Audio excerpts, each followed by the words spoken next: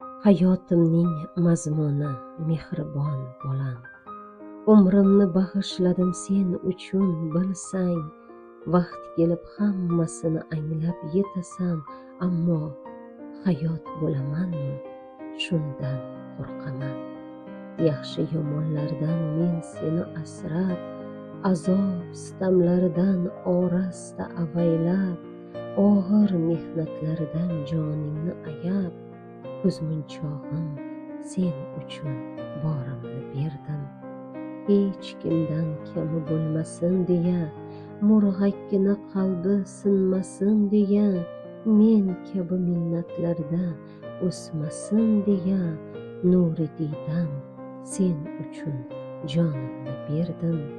Allohimning suygan bandasi bo'lgin, iymon va e'tiqod sarvari bo'lgin, dinu islom yo'lida peshqadam bo'lgin.